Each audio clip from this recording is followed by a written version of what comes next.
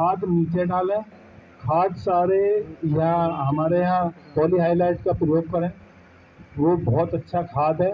हमने डेमो भी लगाए हैं उसके, और उसका लाभ आखिर तक एक बार लगाने के बाद में पूरे जब तक गन्ना रहेगा उसका लाभ धीरे धीरे उसे मिलता रहेगा।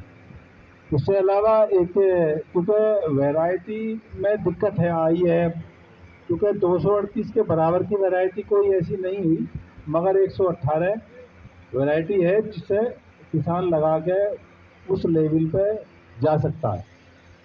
और वो भी ज़रूरी है, क्योंकि एक साथ एक सी बीमारी होने पे एक वैरायटी होगी तो ये बीमारियों का जो प्रकोप है ना, वो एक साथ इसी वजह से ज़्यादा है कि एक में आई तो उसमें लगातार चलती रहती है। उसके लिए ट्राइकोडर्मा 100% डाले खेत में, और ट्राइकोडर्मा हमारे यहाँ भी छूट पे उपलब्ध है, 20% छूट पे उपलब्ध है। संजीवनी कंपनी का ट्राइकोडर्मा जो सबसे अच्छा है, और उसका उपयोग करें। और जो ये रोग है लाल सड़न रोग का ज़्यादा वो है, अभी पश्चिम में अभी हमारे यहाँ एक खेत कुसावली गांव में देखने में मिला है, उसका हम करा रहे हैं इस बकेट में अभी इस बारिश में। हाँ, रेड रोड आया है इसका, तो उसे भी, और इससे अलग भी जो छोटी मोटी वो आएंगी स्प्रे की या वो है, वो कराएंगे उसमें। और स्प्रे की जो मशीन आ जाएगी तो वो भी वो नहीं रहने का। तो इसलिए ट्रंच से मेरी सभी किसान भाइयों से ये है कि आप हमसे ज़्यादा, आपकी किसान की बात ज़्यादा मानेगा किसान, अपने और भाइयों से ये वो बताया जाए कि ज़्यादा नहीं तो 2-2 बीघे खेत अगर। और हम एक बात और इसमें मैं बताना चाहता हूँ आपसे। मैंने एक किसान, अभी मैं 2 दिन पहले टांडी गांव में गया, वो प्रधान जी हैं भीषमपाल जी, उनसे बात हुई तो वो इस बात पर तैयार नहीं हुए ट्रंच की पे। मैंने उन्हें एग्रीमेंट करा कि आप ये खेत हमारे हिसाब से करो, एक अपने हिसाब से। अगर हमारे हिसाब से अच्छी पैदा आए तो लाभ अच्छा मिलेगा, तो उन्हें ये उसके बराबर ही सारी खेती ऐसी करनी पड़ेगी, और अगर नुकसान होगा तो उसकी भरपाई हम करेंगे। मैंने अपने बेस पे एग्रीमेंट करा उनसे, और मेरी गारंटी है कि अगर ट्रंच से सही समय पर खेती करी जाएगी, सही गन्ना उसमें होगा, तो नुकसान होने का तो मतलब ही नहीं है। और क्योंकि जोत छोटी होती जा रही है, जब तक हम बिजनेस माइंड से खेती नहीं करेंगे तो फायदा नहीं होने का जाता है। खेती पहले से करते आ रहे हैं लोग बाग, सब चला आ रहा है काम, मगर वो नाम चल रहा है। बिजनेस माइंड से जब आदमी खेती करेगा तो लाभ उसे अधिक मिलेगा, और जल्दी खेती करने का फायदा।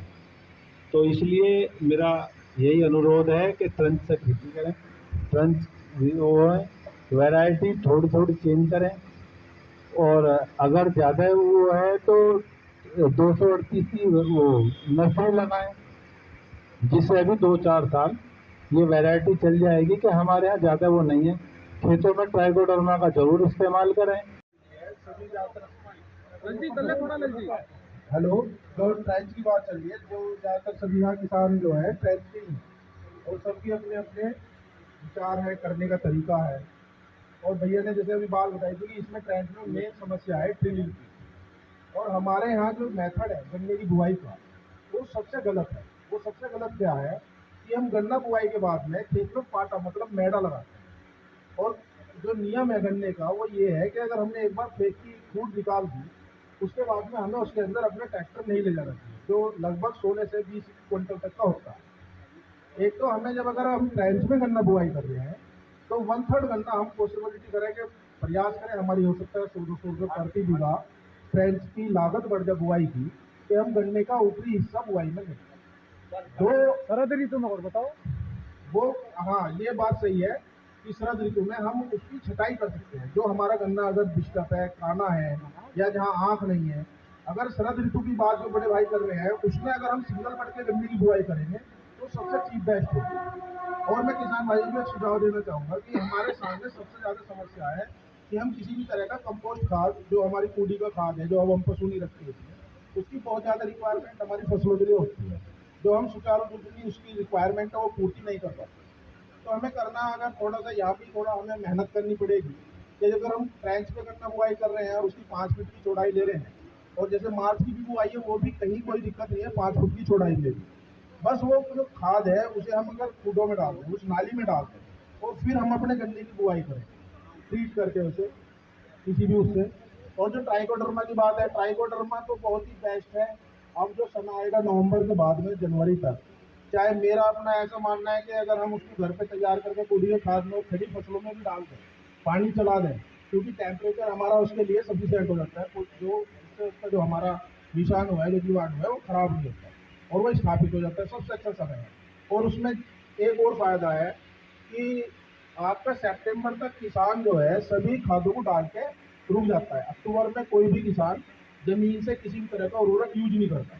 और ट्राइकोडर्मा की जो हम कहते तो हैं ट्राइकोडर्मा डालो, ट्राइकोडर्मा डालो, लेकिन समस्या है कि ट्राइकोडर्मा को डालने से पहले और ट्राइकोडर्मा को डालने के बाद लगभग 20 दिन तक किसी भी तरह का कोई भी कीटनाशक, कोई भी फफूंदनाशक, किसी भी तरह का कोई भी उर्वरक खेत के अंदर यूज नहीं होना चाहिए, जब तक कि वो जीवाणु हमारे मल्टीपल होकर उसमें स्थापित ना हो जाए। तो ये कई चीजें ऐसी हैं। और ये इस सब के बाद भी ये खेती है मिथक। पता नहीं हमें कोई 28 इंच वाला पिछाड़ दे, कोई 40 वाला पिछाड़ दे, कुछ करने की भी बात है, कुछ सोयल की भी बात है, मेरे खेत की मिट्टी कैसी है, आपकी भी कैसी है, ठीक है, ये कई चीजें हैं। तो इन चीजों पर तो बड़ा विचार विमर्श किया जा सकता है, आपस में हमें करना भी चाहिए, एक दूसरे को जो कुछ समस्याएं हैं आदान प्रदान करना भी चाहिए। तो मेहनत ही है अपना भाई, करो जाओ प्रयास। धन्यवाद, नमस्कार।